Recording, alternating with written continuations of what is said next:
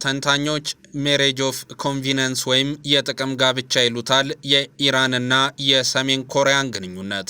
ሁለቱ ሀገራት ቁልፍ በሚባሉ ወሳኝ ጉዳዮች ላይ የረጅም ዘመን ያስቆጠረ ግንኙነትም ነው የገነቡት።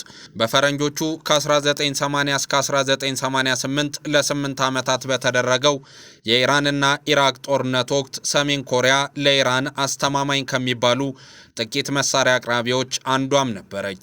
በኢራን እስላማዊ አብዮት በፈነዳ ማግስት መላው ዓለም ፊቱን ሲያዞርባት፣ እንዲሁም በአረቦችና በምዕራባውያኑ ደጋፊነት የኢራቁ ሳዳም ሁሴን ወረራ ሲከፍቱባት ለኢራን ከደረሱላት ጥቂት ሀገሮች አንዷ ሰሜን ኮሪያ ትባላለች። ሰሜን ኮሪያና ኢራን ከዛ ጊዜ ጀምሮ በባሊስቲክስ ሚሳኤል ግንባታና በመሳሪያ ቴክኖሎጂ ትብብር ግንኙነታቸውን አጠናክረው ኖረዋል። በኒኩለር መሳሪያ ቴክኖሎጂም ሁለቱ ሲተባበሩም ነበር። ሰሜን ኮሪያ በተለይ ኒኩለር መሳሪያ የሚቀመምበትን ወሳኝ የሂሳብ ቀመርና ኮድ ለኢራን አሳልፋ ሰጥታለች የሚለው ሪፖርት መላው ዓለም አምኖ የተቀበለው ጉዳይ ነው። ኢራንና ሰሜን ኮሪያን የሚያቆራኛቸው ጠንካራ ግንኙነት እንዲመሰርቱ የሚያደርጋቸው ተመጋጋቢ ፍላጎት ያላቸውም ናቸው። ሰሜን ኮሪያ በምዕራባውያን ማዕቀብና ዓለም አቀፍ መገለል የተነሳ ለደቀቀው ኢኮኖሚያ መደጎሚያ ዶላር ማግኘት ትፈልጋለች። በነዳጅ ዶላር የከበረችው ኢራን ደግሞ ወታደራዊ አቅሟን ማሳደግና በተለያዩ ሀገራት የተከለቻቸውን ሸማቂ ቡድኖች ማጠናከር ትፈልጋለች። ይህ ደግሞ ሁለቱን እርስ በርስ የበለጠ እንዲፈላለጉ አድርጓቸዋል። ሰሜን ኮሪያና ኢራን ከምንም በላይ ደግሞ የጋራ ጠላት አላቸው። አሜሪካ የምትባል የጋራ ደመኛቸው አንዱ ሌላውን አጥብቆ ለመፈለጉ ወሳኝ ምክንያትም ነው ይባላል። ወደ አንድ ወሩ እየተጠጋ ያለው አሜሪካና እስራኤል በኢራን ላይ የከፈቱት ዘመቻ ደግሞ ለሰሜን ኮሪያ የማንቂያ ደውል ሆኖላታል ነው የተባለው። ሰሜን ኮሪያ ቀጣዩዋ ኢራን ላለመሆን ከባድ ሩጫ ጀምራለችም እየተባለ ነው። ምዕራባውያኑ በቅርቡ ብቻ ኢራንን 2 ጊዜ ደብድበዋል። አሁንም ድረስ እየደበደቡ ነው።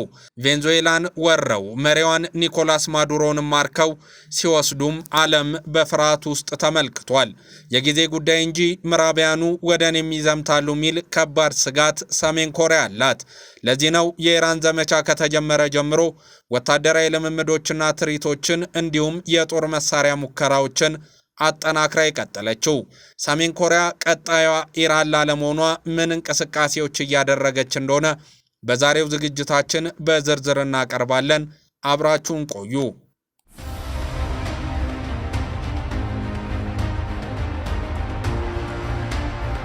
የሰሜን ኮሪያ ሰሞነኛ ምርጫ መላውን ዓለም ሲያስቅ ሰንብቷል።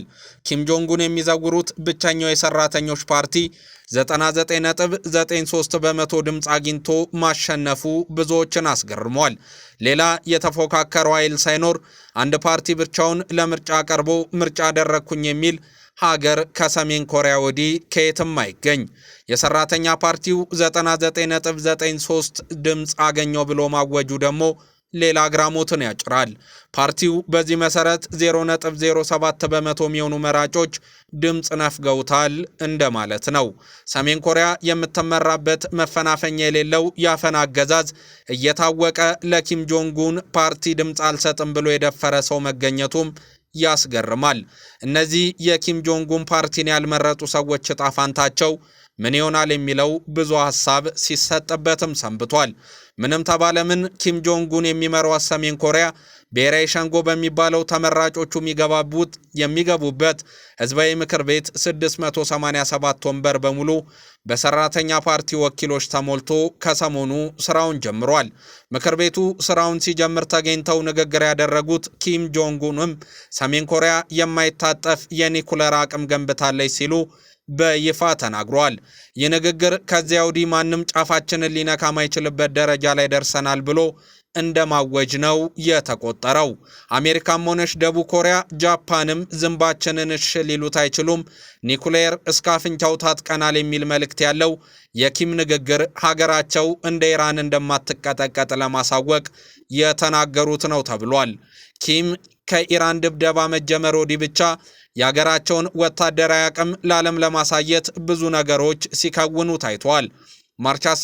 ማርች 19 ቀን በታንክ ላይ ተቀምጠው ከሴት ልጆቻቸው ጋር ሲሄዱ ታዩ። ከዛ ቀደም ማርች 14 ቀን ደግሞ ኒኩለር ሚሳኤል ሲሞከር ከታዳጊዋ ሴት ልጃቸው ጋር አብረው ሆኖ ሲመለከቱም ታዩ።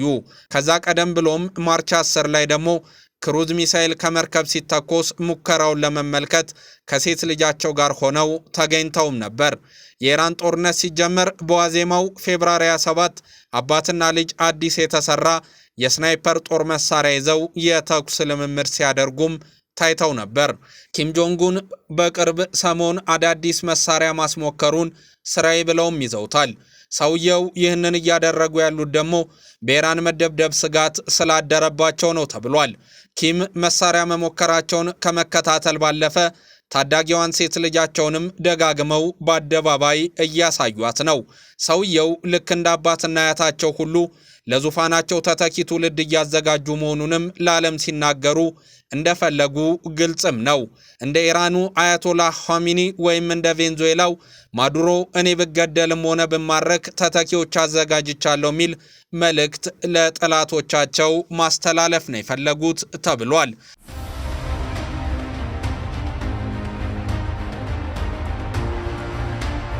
ኪም ጆንጉን በዙሪያቸው ሴቶችን ማሰለፍ ይወዳሉ ይባላል። ሚስታቸው ሪ ሶል ጁ የተባሉ ሴት በተደጋጋሚ አብረዋቸው ይታዩም ነበር። ኪም ዮ ጁንግ የተባሉ እህታቸው ደግሞ አብረዋቸው ሲያዘወትሩ የሚታዩ ሲሆን በፕሮፓጋንዳ ዘርፍ ጠንካራ ስራ የሚሰሩላቸው ቁልፍ ሰው ናቸው ይባላል። አሁን ደግሞ ሴት ልጃቸው ኪም ጁኤ የተባለችው የ13 ዓመት ታዳጊ በተደጋጋሚ በአደባባይ ይዘዋት መታየት አዘውትሯል። ለመጀመሪያ ጊዜ ሴት ልጅ እንዳላቸው ለዓለም የተናገረው የኪም የቅርብ ጓደኛ የነበረው አሜሪካዊው የቅርጫት ኳስ ተጫዋች ዴኒስ ሮድማን ነበር። በኪም ግብዣ ፌብሩዋሪ 28 ቀን 2013 ሰሜን ኮሪያን ሲጎበኝ ጨቅሏን ሴት ልጃቸውን ኪም ጁኤንን እንዳሳዩትና ስሟን እንደነገሩት ከተመለሰ በኋላ በሰጠው ቃለ መጠየቅ ተናግሮም ነበር። ጁኤ እነሆ ዛሬ ጎረምሳ አባቷ ወራሽ ለመሆን እየተንደረደረች ነው እየተባለም ይገኛል። ጁኤ ኖቬምበር 22 ነበር ከአባቷ ጋር ሆና በአደባባይ ታየችውና ለዓለም የተዋወቀችው። ጁኤ ከአባቷ ጎኑና በመታየት ብቸኛው ልጃቸውም ናት ተብሏል። በዚህ የተነሳ ኪም እርሷን ለምትክነት አጭተዋል እየተባለም ነው። ሚሳኤል ሲሞከር ትመለከታለች። ወታደራዊና ፖለቲካዊ ስነ ስርዓቶች ላይም ትገኛለች። መስከረም 25 ላይ ደግሞ በቤጂንግ የቻይና ድል በዓል ሲከበር አብራቸው ተገኝታለች። በዚህ የተነሳ ዲፕሎማሲያዊ ስርዓትንም ከስር እያስተማሯት ነው ተብሏል። ኪም ጆንጉን የሰሜን ኮሪያ ሶስተኛ ትውልድ መሪ ናቸው። አያታቸው ኪም ኢል ሱንግ ናቸው። ከደቡብ ኮሪያ የተገነጠለች ሰሜን ኮሪያን የፈጠሩትና ለብዙ ዓመታት የመሩት። እርሳቸው ሲሞቱ ደግሞ ልጃቸው ኪም ጆንግ ኢል በቦታው ተተኩ።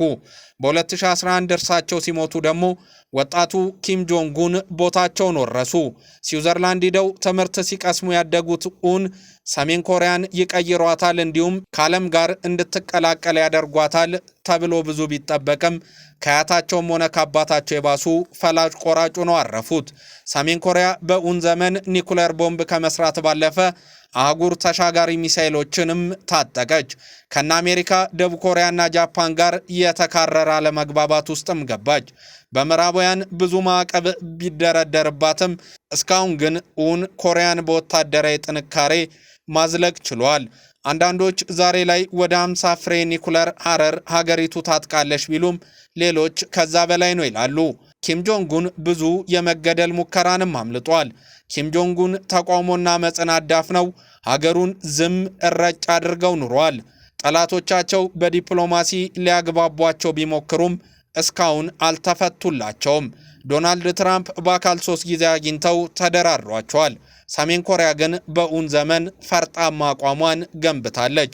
ምዕራባውያንም ሆነ ደቡብ ኮሪያና ጃፓን ከሰሜን ኮሪያ የበለጠ ወታደራዊ፣ ኢኮኖሚያዊና ዲፕሎማሲያዊ ብሎም ቴክኖሎጂያዊ አቅም ያላቸው ሀገራት ናቸው። እንደ ኢራቅ፣ ሶሪያ፣ ሊቢያ፣ ቬንዙዌላም ሆነች ኢራን በምዕራባውያኑ ሲወጉ ሰሜን ኮሪያ በጦር ለማንበርከክ የደፈረ የለም።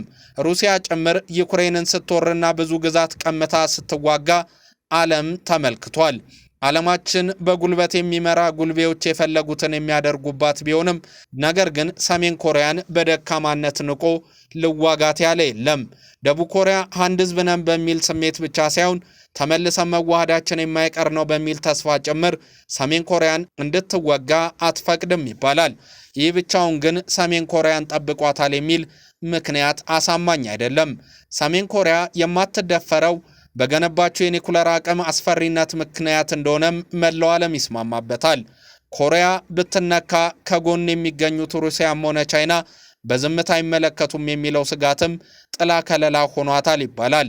ያም ቢሆን ሁሉንም የአሜሪካ ከተሞች መምታት የሚችል አህጉር ተሻጋሪ ሚሳኤልና ኒኩለር የታጠቀችዋ ሰሜን ኮሪያ ማንም እንደማይወራት ደፍሮ መናገር ቀላል ነው። የኪም ቤተሰቦች መንግስት ከ70 ዓመት በላይ አገዛዙን በሰሜን ኮሪያም ማስቀጠል ችሏል። ሰሜን ኮሪያዎች ኒኩሌርን ዋስትናችን ነው የሚሉ ዋነኛ ፖሊሲያቸውም አድርገውታል። ኪም ጆንጉን በየ5 ዓመቱ ለሚካሄደው የፓርቲው ጠቅላላ ሸንጎ ከሰሞኑ ሲናገሩ አሜሪካ መንግስታዊ አሸባሪ ናት ብለዋል። በቬንዙዌላና በኢራን የሆነውን ምሳሌ አድርገው አሜሪካን ወራሪ ብለዋታል። ኪም አክለውም አሜሪካንን በጓሯችን ያስጠለለችው ደቡብ ኮሪያ ዋነኛ ጠላታችን ናት ሲሉም